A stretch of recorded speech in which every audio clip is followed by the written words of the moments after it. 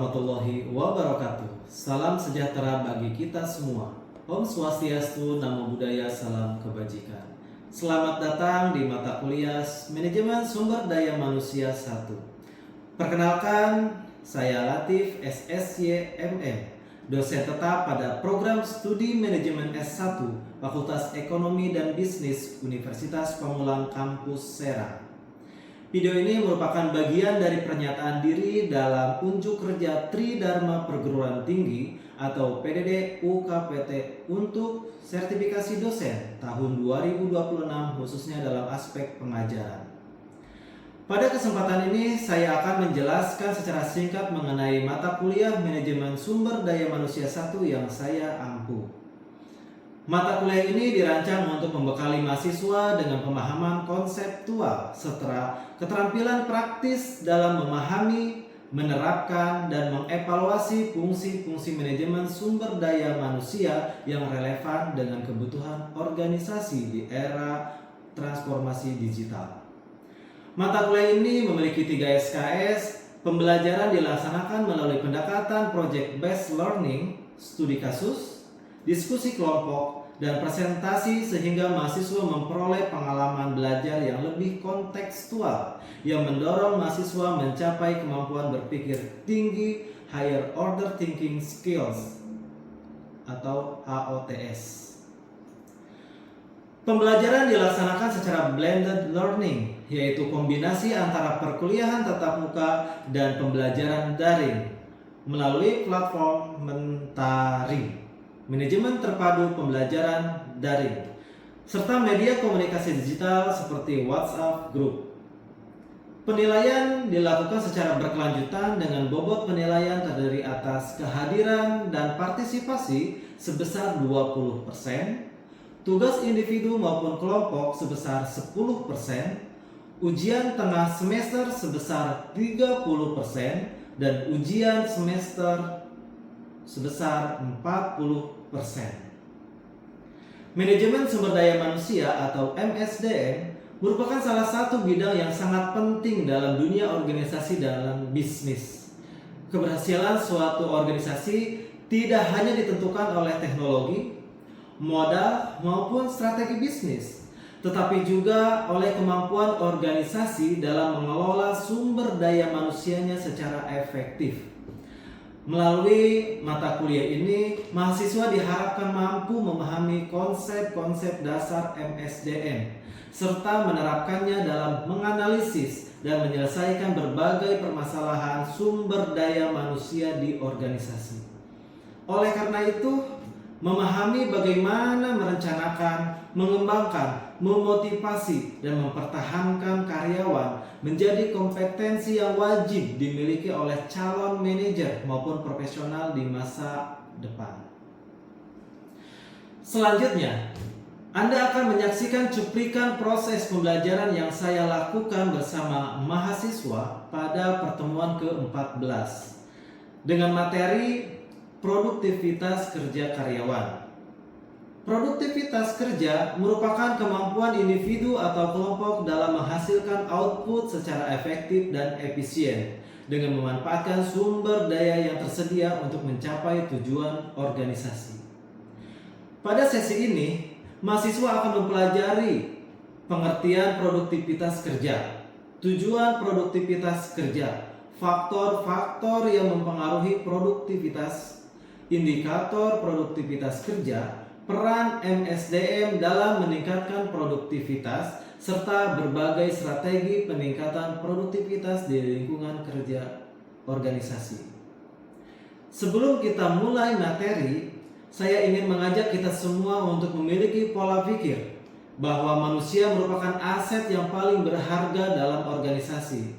Ketika sumber daya manusia dikelola dengan baik, organisasi akan mampu mencapai tujuan secara efektif dan berkelanjutan. Inilah mengapa ilmu manajemen sumber daya manusia menjadi semakin penting di era globalisasi dan transformasi digital saat ini. Akhir kata, saya berharap perkuliahan ini dapat memberikan manfaat, menambah wawasan, serta menjadi bekal yang berguna bagi perjalanan akademik maupun karir saudara di masa yang akan datang. Selamat menyaksikan. Oke teman-teman, kita mulai pembelajaran hari ini. Bismillahirrahmanirrahim. Assalamualaikum warahmatullahi wabarakatuh. Waalaikumsalam warahmatullahi wabarakatuh. Selamat pagi. Pagi. Gimana kabarnya hari ini? Alhamdulillah sehat. Oke, siap. Puji syukur kita panjatkan dari Allah Subhanahu wa taala. Alhamdulillah pada hari ini ya kita diberikan kesehatan sehingga kita bisa bertemu kembali dalam pembelajaran di pagi hari ini. Gitu ya teman-teman ya. Oke, sebelum kita mulai ke materi, kita berdoa terlebih dahulu. Mudah-mudahan apa yang kita pelajari hari ini ada manfaatnya, diberikan kelancaran dan keberkahan. Untuk itu berdoa dipersilakan.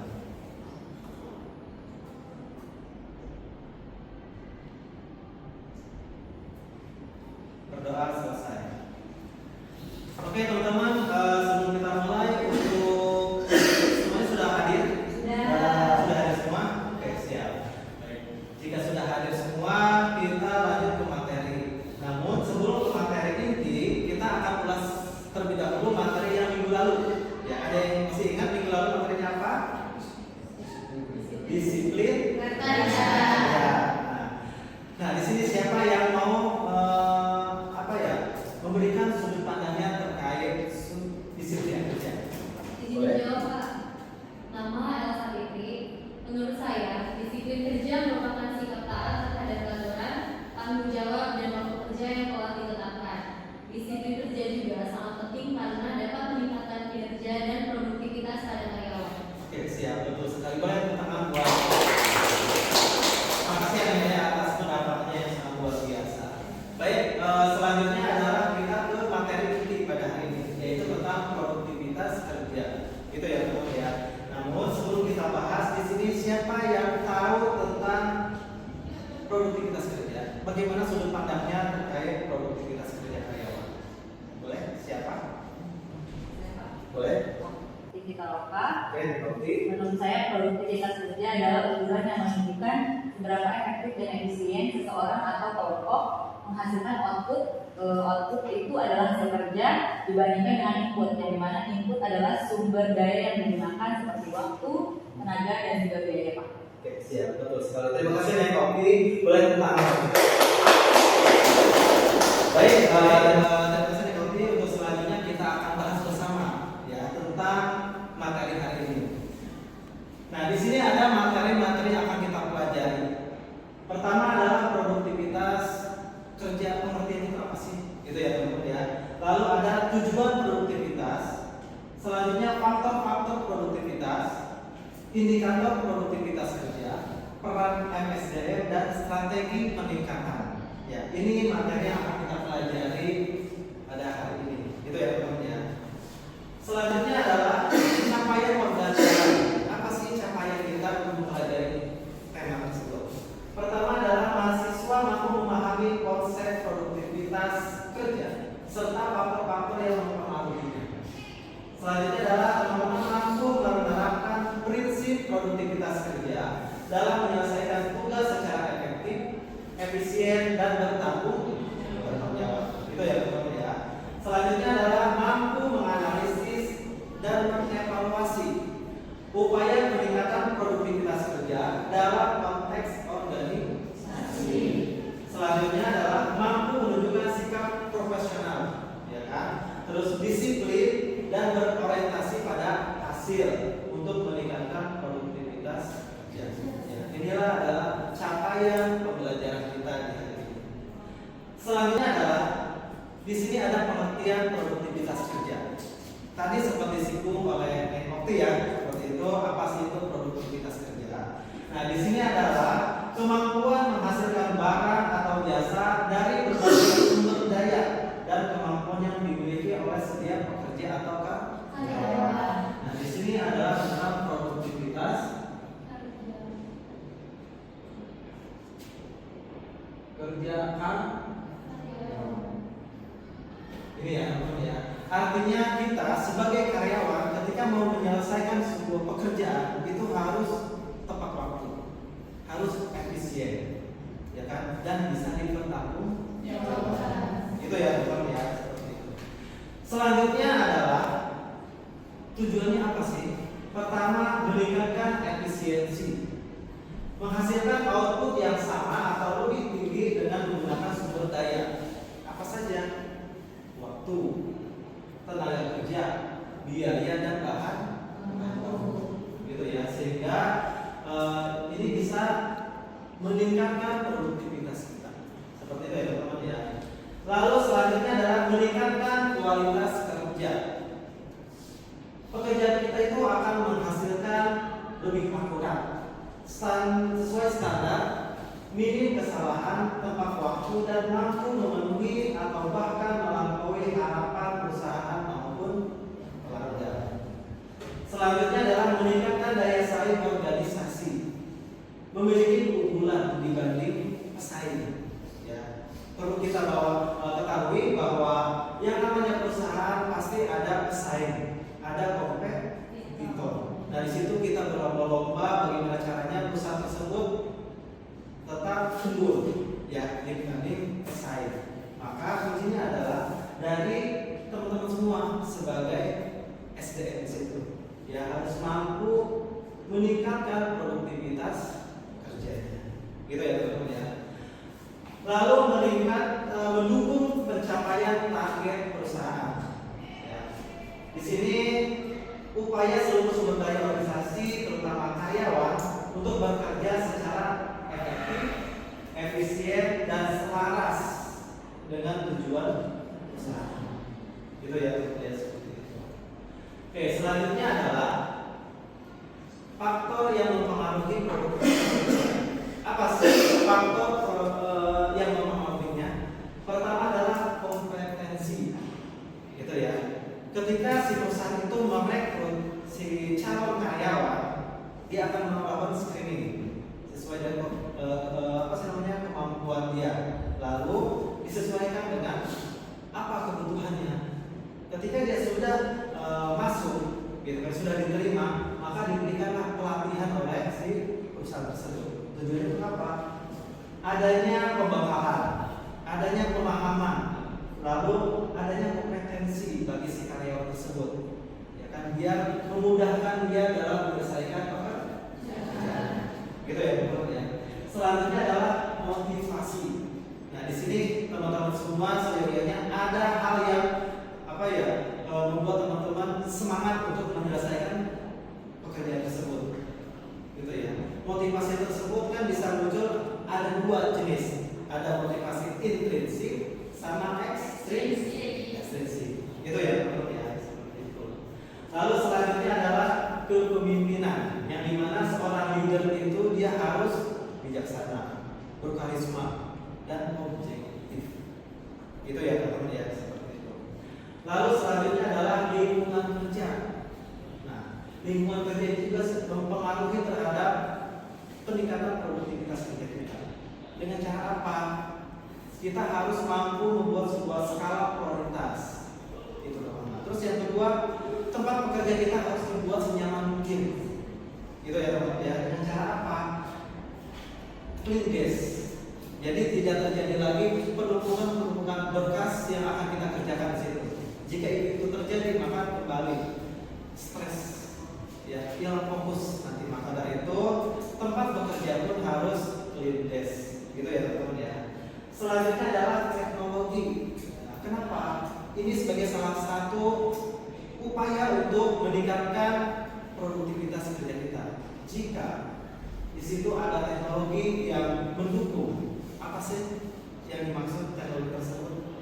Contohnya adalah adanya teknologi komputer, itu untuk mempermudah kita menyelesaikan pekerjaan. Selanjutnya adalah kompensasi.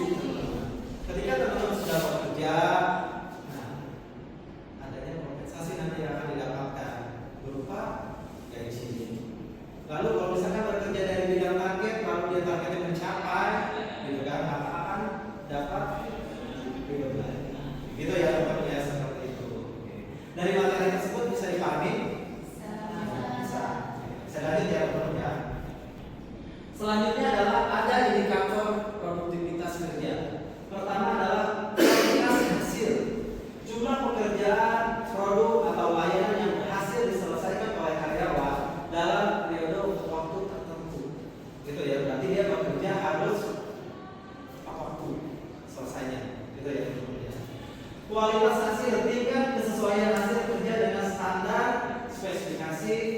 atau harapan yang telah ditetapkan oleh perusahaan. Berarti teman-teman harus bekerja sesuai dengan gitu ya. Penempatan waktu, kemampuan karyawan menyelesaikan pekerjaan sesuai dengan jadwal atau tenggat waktu yang sudah ditentukan. Nah, berarti teman-teman di sini biar tidak terjadi miss waktu di sini. Berarti teman-teman harus buat skala prioritas, ya. Teman-teman buat skala prioritas biar nanti tahu nih apa saja yang akan kita kerjakan. Gitu ya teman-teman ya. Selanjutnya adalah efisiensi biaya. Perusahaan atau karyawan menyelesaikan pekerjaan dengan biaya serendah mungkin tanpa mengurangi kualitas, kuantitas dan ketepatan waktu hasil pekerjaan. Nah, berarti di sini seorang perusahaan harus perencanaannya bagus ya teman-teman ya, seperti itu. Berapa banyak kebutuhan sumber daya manusianya, nah itu harus dipenuhi. Struktur organisasinya. Tujuannya apa? Biar tidak adanya biaya lembur, gitu ya. Karena di sini kita diupayakan dalam perencanaan sumber daya manusia itu sudah dioptimalkan, gitu ya teman-teman ya, seperti itu. Selanjutnya adalah disiplin dan kehadiran. Tingkat kepatuhan karyawan terhadap peraturan perusahaan, jam kerja serta tanggung jawab. Ya, tanggung jawab teman-teman dalam menyelesaikan pekerjaannya, gitu ya teman-teman ya. Oke teman-teman, dari sini sudah bisa dipahami? Sudah. Ada yang mau ditanyakan? Pak, Boleh? Amel izin bertanya Pak, kira-kira apa yang bisa dilakukan untuk meningkatkan produktivitas di saat kita sedang stres dalam bekerja? Oke, siap. Pertanyaan luar biasa. Boleh kita buat yang apa sih yang harus kita tingkatkan ketika kita sedang stres kerja, gitu ya. Tadi sempat kita singgung sebelumnya bagaimana cara menangani, gitu ya, menangani atau maintenance dalam kondisi tersebut, gitu kan. Pertama teman-teman ciptakan lingkungan yang nyaman terlebih dahulu, gitu ya. Dengan cara apa tadi? Clean desk. Jadi tidak ada lagi produksi numpuk, ya kan, yang tertinggal, gitu kan. Kita harus upayakan selesaikan apa waktu. Terus yang selanjutnya adalah apa yang membuat teman-teman termotivasi. Mungkin ada hobi situ. Nah, hobi tersebutlah kita lakukan, ya kan. Entah hobinya membaca atau hobinya melihat film-film yang inspirasi, gitu kan. Nah, itu bisa menimbulkan motivasi, ya, sehingga akan mengurangi dampak stres itu, gitu ya teman-teman ya. Lalu yang terakhir adalah komunikasi, jalin komunikasi yang baik, seperti itu. Itu yang namanya bisa dipahami. Bisa Pak, terima kasih. Oke, terima kasih kembali. Baik. Oke, selanjutnya ya teman-teman ya. Di sini ada peran MSDM. Apa sih itu perannya? Pertama adalah rekrutmen yang tepat, gitu ya. Berarti tugasnya si perusahaan harus merekrut calon karyawan sesuai kompetensi atau sesuai dengan bidang yang dibutuhkan, gitu ya, seperti itu. Lalu pelatihan dan pengembangan. Berikanlah pelatihan buat si karyawan tersebut, gitu ya. Tujuannya apa? Biar nanti ketika si karyawan tersebut bekerja sudah paham apa yang harus dia lakukan, ya. Itu untuk meminimalisir efisiensi waktu, ya teman-teman, seperti itu. Nah, lalu pelatihan ini diberikannya jangan hanya sekali, tapi secara kontinu, gitu ya teman-teman ya, harus kontinu diterapkannya. Selanjutnya adalah penilaian kinerja, gitu ya. Penilaian kinerja itu bisa memberikan outputnya adalah meningkatkan produktivitas kita, gitu kan. Penilaian itu pun harus objektif yang diberikan oleh pimpinan kepada si karyawan yang dinilai, seperti itu ya teman-teman ya. Nah, untuk penilaian kinerja ini ada salah satu alat ukur, ya. Contohnya adalah KPI, Key Performance Indicator. Itu ya, itu sebagai salah satu alat ukur untuk mengetahui kemampuan si karyawan tersebut sesuai bidangnya masing-masing. Lalu selanjutnya adalah kompensasi. Berikanlah kompensasi ketika teman-teman sudah bekerja, kita sebagai karyawan bekerja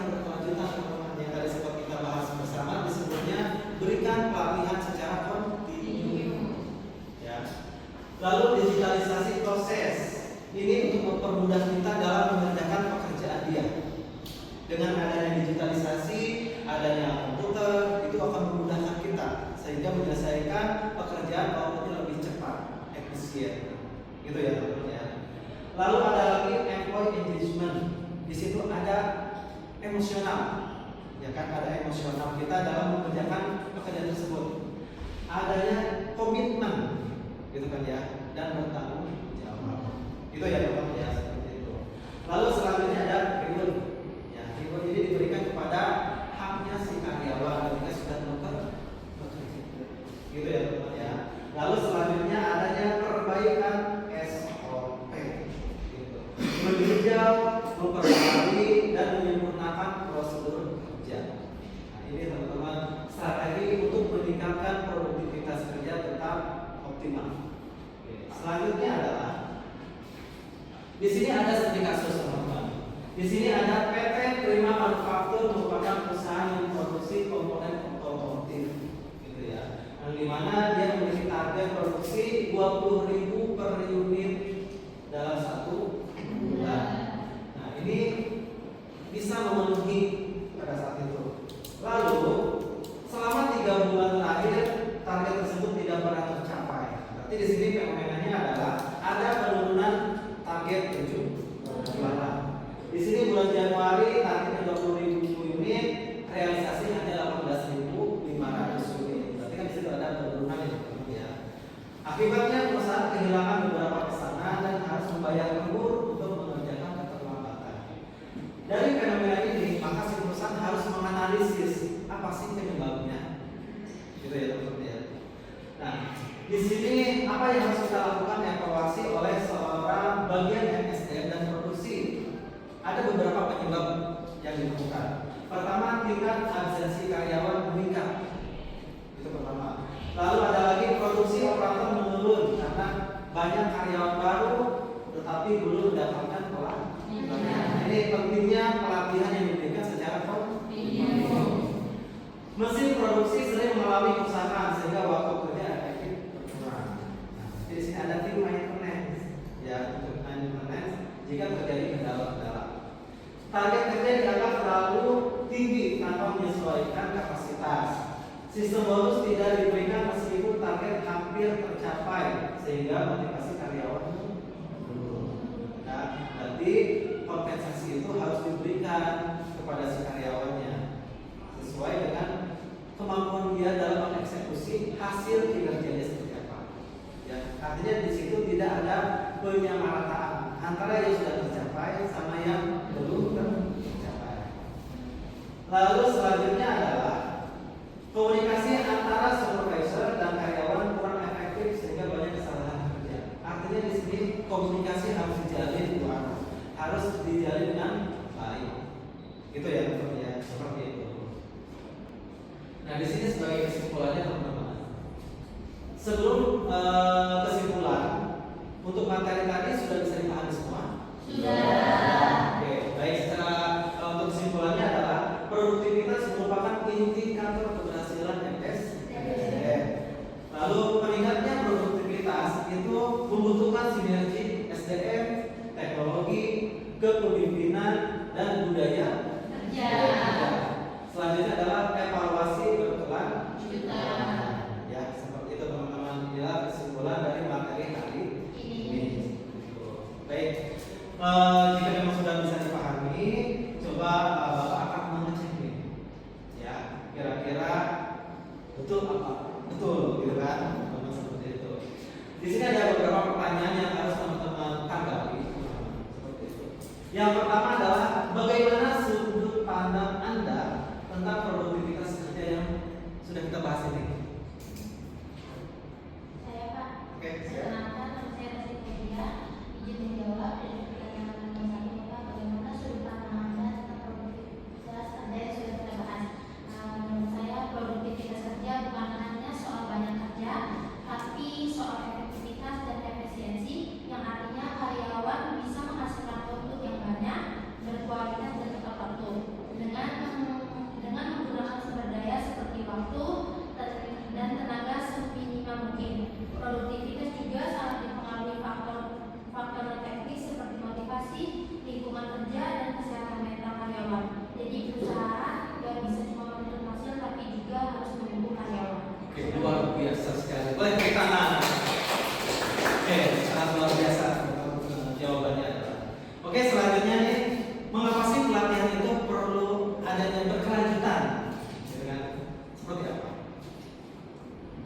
Boleh? Mas Hero, di izin beliau menurut Iwa, mengapa pelatihan berkelanjutan penting bagi peningkatan produktivitas kerja? Izin menjawab, menurut saya pelatihan kerja ini ibarat upgrade skill, Pak. Ada juga beberapa bidang pekerjaan yang dituntut terus mengikuti perkembangan zaman. Jadi pelatihan kerja berkelanjutan itu sangat dibutuhkan oleh karyawan. Tujuannya adalah agar memudahkan atau menguasai suatu bidang pekerjaan, menekan angka kesalahan, pekerjaan lebih efisien dan terarah karena sudah menguasai pekerjaan tersebut pelatihan. Oke, siap, tepat sekali. Boleh. Terima kasih Mas Rodi atas sudut pandangnya ya. Oke, yang terakhir nih, ya. Kira-kira seperti apa nih? Nih, menurut pendapat teman-teman semua, mengapa perusahaan perlu memberikan reward? Saya Pak. Boleh? Menurut saya perusahaan itu harus memberikan reward kepada karyawan karena hal tersebut dapat memotivasi karyawan, menambah semangat kerja dan loyalitas karyawan tersebut, dan juga penghargaan membuat karyawan merasa dihargai sehingga terdorong untuk mempertahankan kinerjanya yang bagus tersebut dan mendorong karyawan lain untuk melakukan hal yang sama. Oke, siap, luar biasa. Jadi di sini teman-teman sudah bisa memahami ya perihal materi yang sudah kita bahas tadi seperti itu. Oke, teman-teman. Baik, sebelum kita akhiri, gitu kan. Mudah-mudahan apa yang kita pelajari hari ini ada manfaatnya buat kita semua. Baik, selanjutnya adalah kita akhiri pertemuan hari ini. Sebelum Bapak tutup, sampai ketemu lagi di pekan depan. Mudah-mudahan kita dalam keadaan sehat walafiat dan berjumpa kembali dengan materi yang akan lebih menarik dari hari ini, yaitu materi tentang kepuasan kerja. Gitu ya, teman-teman ya. Baik, jika sudah bisa dipahami semua, kita akhiri pertemuan hari ini. Mari bersama-sama membacakan lafaz